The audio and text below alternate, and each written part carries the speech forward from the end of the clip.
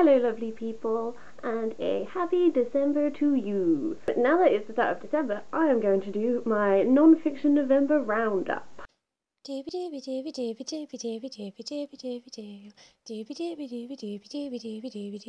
Vlogs. Before I jump into the video, a small disclaimer. I feel horrible right now, and I'm sorry if that comes across in this video. Hopefully it won't, because I'm very enthusiastic about these books, but I also feel very rubbish.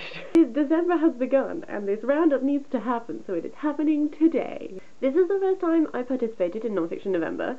This year I've been reading a lot more non-fiction, and I've been really loving it. Well, like the last 2 years really have been like a non-fiction drive, so I was like, hey, let's jump on this bandwagon.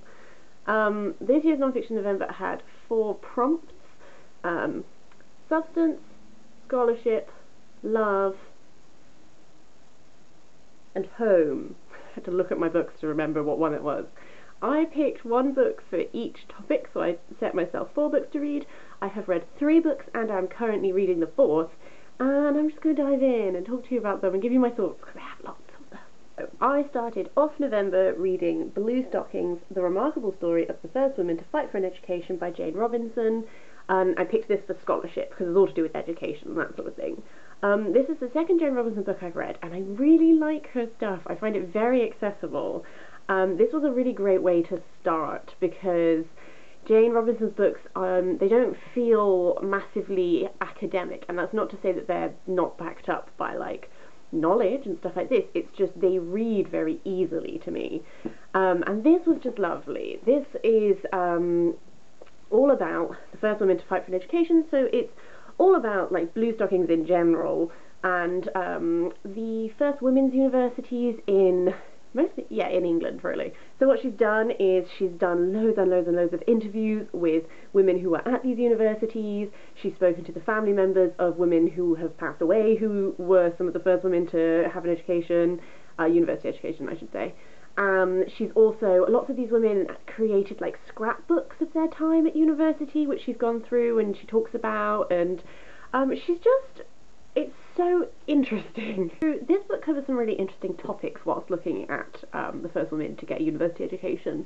It looks at, for example, the practicalities of being able to afford university, that sort of thing. It looks at like attitudes towards women who are at university, whether that's male university attitudes, or whether that's like from the families of the women who were going to university. It looks at sort of some of the class differences. Some of the first women to be able to get an education were obviously wealthy women who could afford to not work, and then it looks at sort of the unique struggles to working class women who also wanted to get this education, and then it also looks at like what happens once you've got it.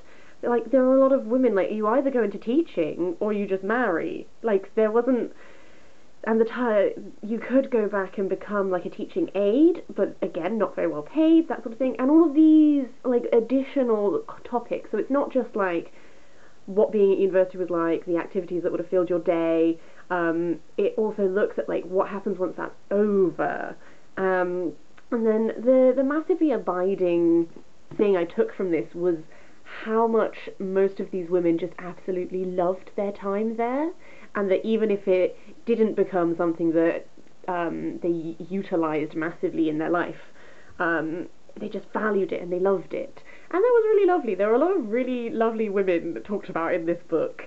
My favourite, there is a quotation, if I can just get it up, which is when one girl got a first in classics at Somerville in 1935 after a colourful undergraduate career, her tutor could hardly contain herself, and then this is a note that the tutor wrote to the woman.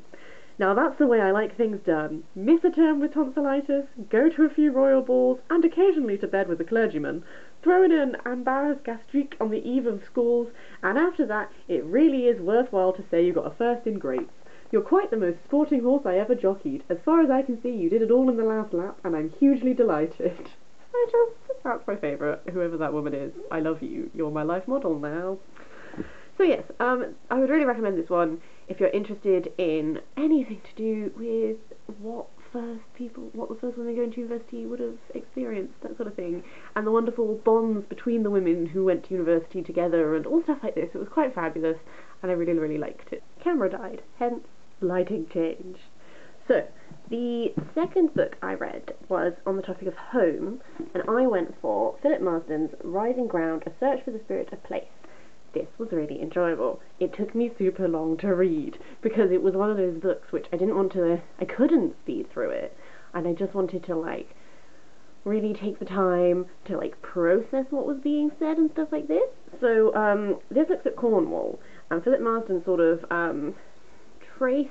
he walks all around the edge of Cornwall, and he looks at sacred spaces or spaces that, so for example, we start off and we're looking at Neolithic monuments and stuff like that. Theories about what Neolithic monuments were built for, what their purposes were, and then the ways that we have responded to them throughout time. I'll give a bit more detail. So each is split into parts, and each part starts with a picture of what he's talking about, and then sort of like a breakdown of like what the word means, whether that's in Cornish or whether it's like Old English roots, stuff like that.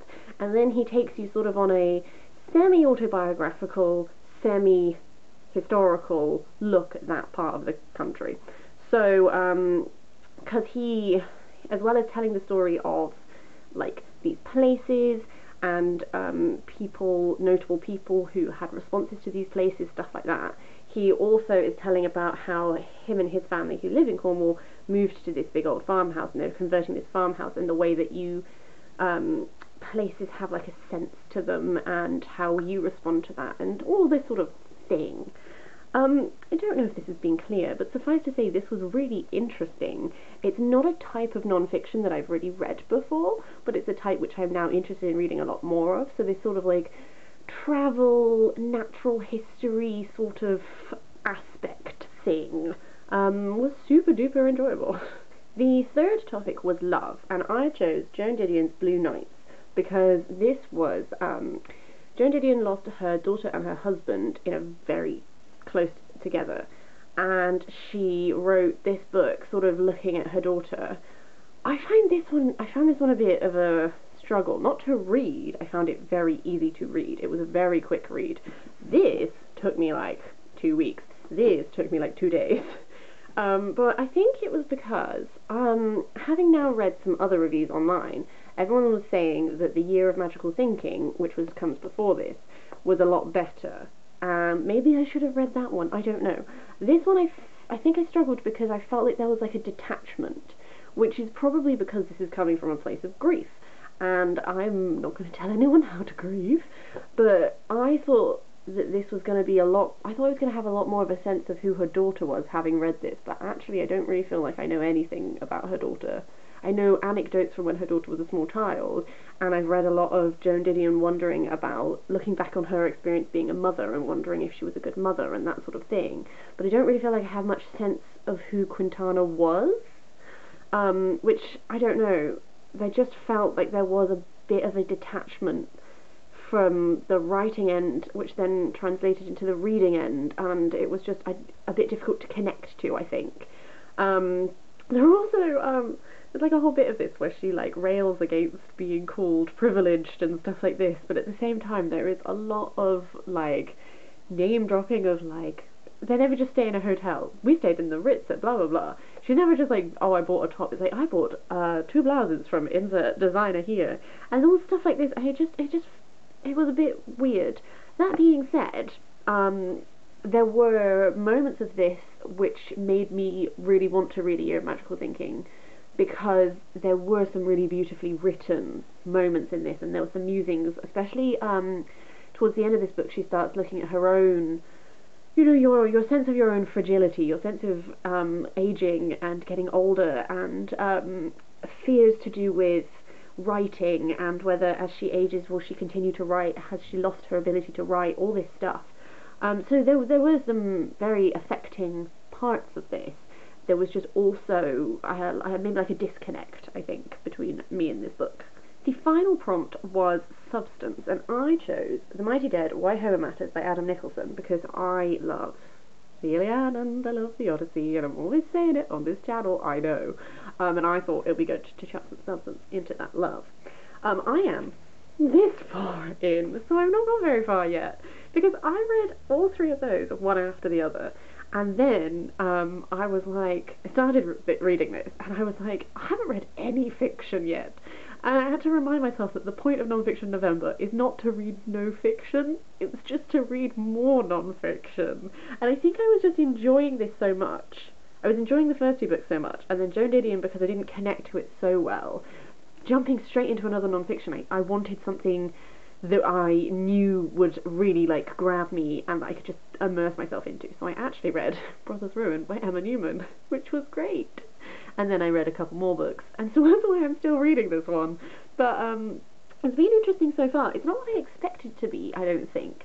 So far we're sort of looking at various themes. I mean, so far we've mostly just looked at like some other people's reactions to Homer, so like Keats when he first read the Iliad, and like sort of the topic of translating and that sort of thing. I'm really interested to see where this goes. I think this is going to be one that simmers away, because it is quite info heavy, and I think it's going to take me a while to read because I don't want to rush through it. I want to make sure I'm taking it in. So now I've gone back to interweaving my fiction and non-fiction, but I will be sure to do a individual wrap-up of this when I finish it. That is everything from me this week. That was just my little wrap-up of Non-Fiction November. I really enjoyed doing Non-Fiction November, actually. I think I will probably do it next year as well. I have just enjoyed doing more non-fiction reading in general in my life, and I am considering doing some non-fiction recommendation videos at some point. Maybe by topic, dunno, haven't really planned that yet. But that may or may not come. Until it does, if you have participated in Non-Fiction November, I would love to hear about like what you've read, what your thoughts on it were, that sort of thing. That would be great.